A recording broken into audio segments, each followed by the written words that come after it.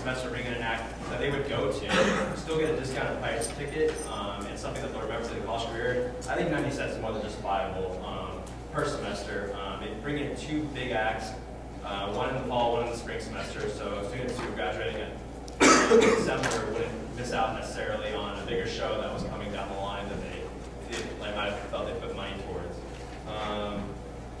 The last couple of things I want to bring up is UBC is very unique.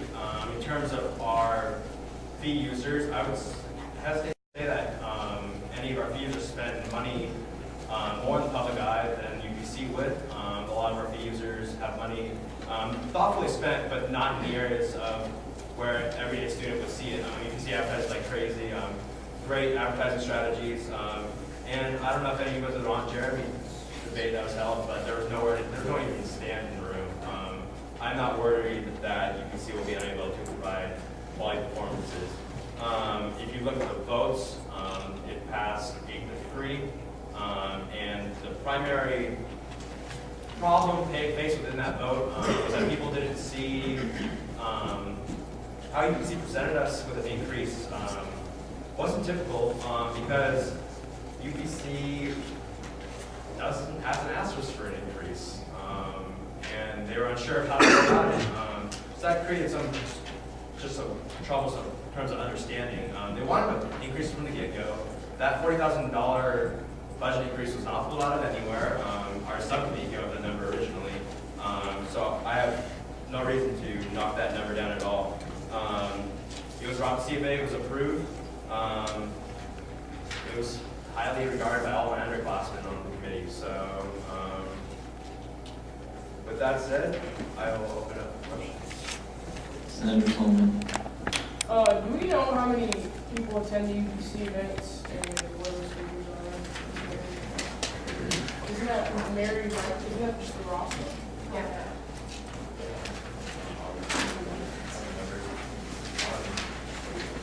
I don't know if that's directed towards us. Maybe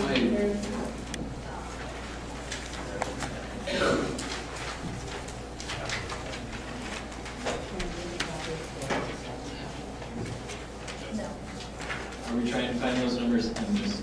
Yeah. Okay.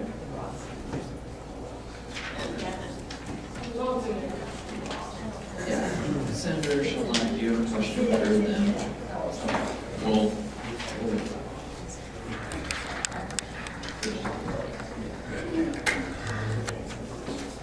I can probably ask you. Okay. Will you give time to Senator Garcia so she can ask? Absolutely. Okay. Well, thank you. How much, well, I guess it's great. Will any of the increase go to Ross? No. I'll respond to that. Yes. In reality, the money we get from student fees are able to be spent as they wish. The intention in the plan for this money is not to be spent on Ross. We have made that very clear.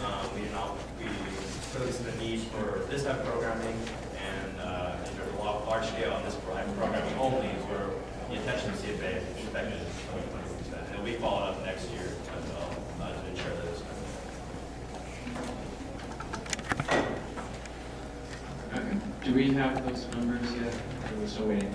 Well, for the Ross, it's usually around 9,000 students, 9 to 10,000 students in a year. And then for UBC, it varies. I mean, for the corn debate, we had 1,000. When we have movies, it's anywhere from 300 to 400, depending on the size of the venue that we use. We usually have a lot of our events in the auditorium, and that seats about 250. If we have things at the Great Plains Room, that's about 450. And we average about 7 to 8 events a year, so I apologize, I didn't have that number with me. Senator Shalani. Yeah, this is a question for you all as well. I was wondering if you could talk a little bit about some upcoming programming, like for next year. Like, do you have like, some examples of people that you're looking into or that you've already confirmed? Well, anything that we talk about is still in negotiations, so please be respectful of that. We're in the middle of talking with Aziz Ansari from Parks and Rec. Right now, we're trying to decide whether we're going to do it on the 6th or the 10th, and and it's all based on his scheduling. And we're trying to go for the 10th so that we can maybe tie it into a big event and get more of the participants to be a part of that show. But that event itself is one of the contingency funds, so we have to make money on that event. And there's absolutely no student fees being used for that particular event, but we still want to have a nice concert for the student body.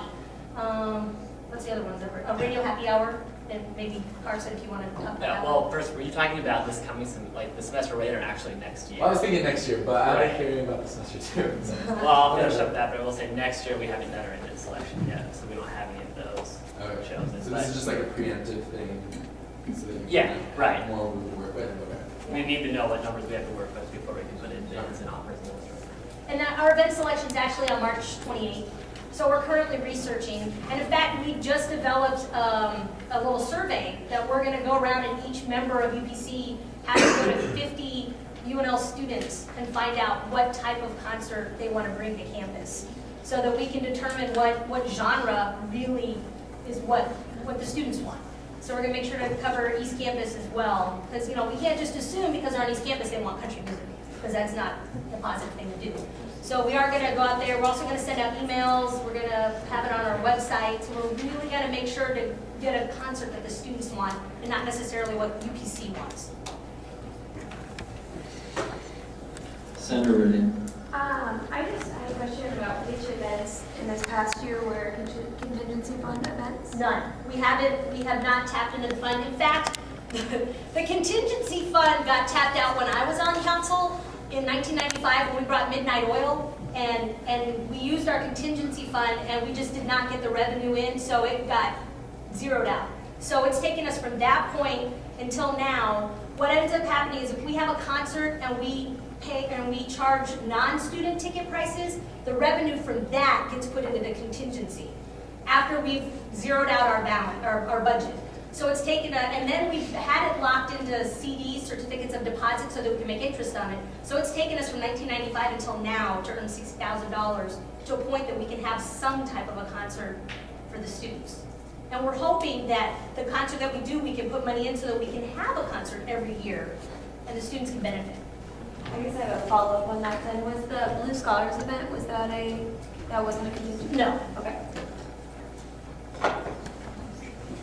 Senator Jacobs.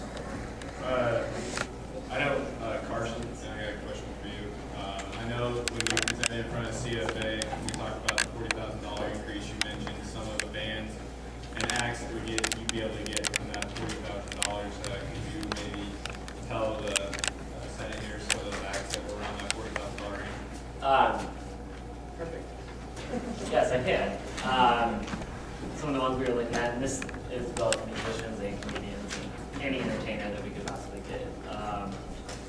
You're looking like acts like Andy Samberg, Ari Lane, the cast with Curb Your Enthusiasm, Dimitri Martin, Joel McHale, some musicians, Tracy Morgan, Jody Messina, Kenny Rogers, the Charlie Daniels Band, Ashanti, Common, Ja Rule, Death Cab for Cutie, Decemberists, Bright Eyes, Blues Travelers, MGMT, Modest Mouse, Snow Patrol, Arcade Fire, Black Keys. That's just a random spattering of the events that we could get that we currently can't.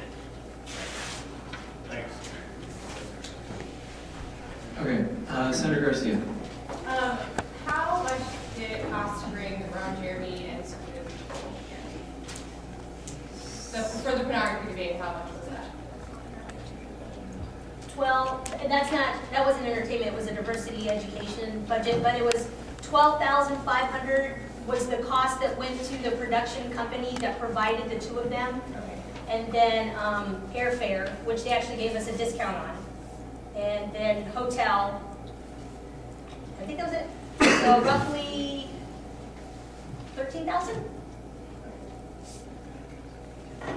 Senator Bourne. I was wondering if